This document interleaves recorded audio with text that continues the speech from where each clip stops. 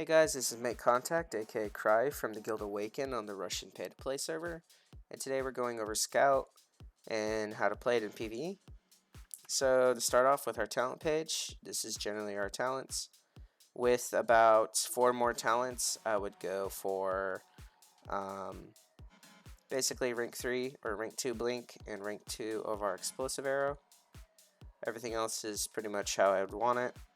Maybe only rank 2 of this. It's not really worth the extra 3 points for rank 3. In fact, you could probably even drop it to rank 1. There's no point for it to be rank 3. You would be getting Explosive Arrow in this rank 3 for more uptime on your defense.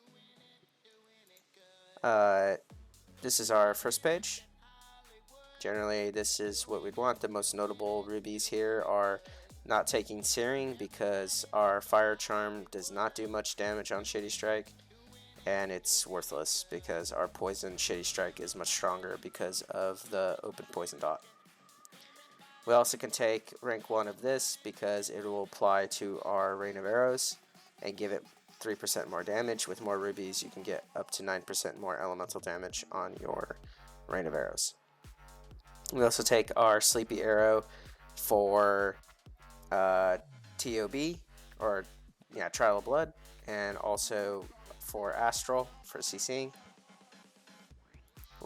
In our second tree, we're pretty much getting everything that's poison, everything that's benefiting our Avalanche and our Shady Strike, as well as rank 3 of our Assassination Attempt.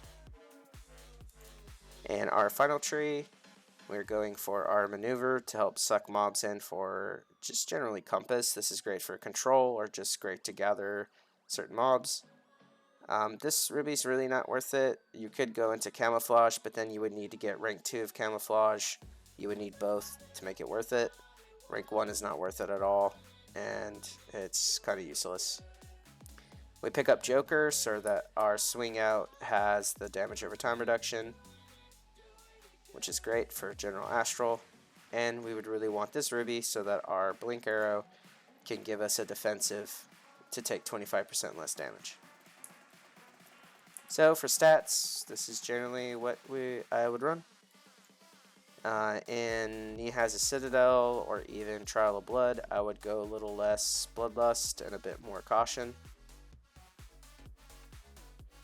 You also want a lot more Determination and a bit less Proficiency, but I have been testing a few stats out, so it's kind of subject to change. I've also seen people run full Supremacy, and that would mean that as long as you're not hit, you'd be doing a lot of damage. But right now it's 7.2% if you're not hit. That's just another multiplier on top of your all your general damage. So for our initial opener, we are spending all our charms on 3 skills. So we'll be spending our charms on Avalanche, Shady Strike, and Assassination Attempts. We'll be spending Fire Charm on only Avalanche. So it would look something like this for your general opener. You'd Poison, Assassin, Steel Rose, pop your buff, Poison, Avalanche, Poison, Avalanche, Steel Rose, Poison, Shady, then Avalanche, Avalanche, Avalanche, Avalanche, Poison, Avalanche, Poison, Avalanche, Steel Rose, Poison, Shady, Fire Charm, then Poison, Avalanche, Avalanche, then just a general rotation of squeezing in Steel Rose when you can in the GCD. And it's something similar to this. As you can see, Avalanche is our main damage, and always will be. Our dots are quite a bit of damage themselves. And Assassination Attempt, even if you use it a lot for the debuff it applies, so it applies this debuff to the target that allows us to do more poison damage. So in Windows, about every 14 seconds you can do this, and we would have enough gear pieces within this window because of our spamming of Avalanche. And again, it's kind of up to how you want to do it. You can, like I said, fit it in to your rotation. And that's pretty much the flow of the class. It's just applying these poison charms to our avalanche, using our gear piece buff once it's up, the last 10 seconds, so it's going to be up every 20 seconds essentially. You'll be gaining your gear pieces, and just using your assassination attempt with poison charm to get that debuff so that your avalanche is empowered. Flame charm is only used on your avalanche, and it's every other within that window. You can get about 2 empowered within that window, but you won't get more than that. Now, with the 3rd rank of this, you probably could get about 3 safely.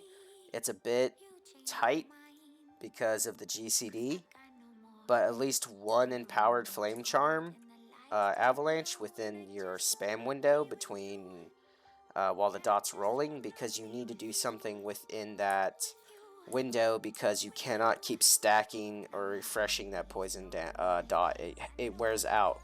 It has to fall off. So if you have more things you can fit inside that, the better, and it'll increase your overall damage of the class, especially in Astral. And you're really great on bosses. You can't touch engineers really in single target, but you're very great in just general boss damage and Astral. It's quite great. Scout's really good in PvE, but it just can't touch healer or engineer, so just keep that in mind when you're playing it. But anyway, if you have any questions about Scout at all, rotations or builds or stats, just hit me up on YouTube or in game. My name's right here. And again, this has been Make Contact, and I'll see you guys in the next one.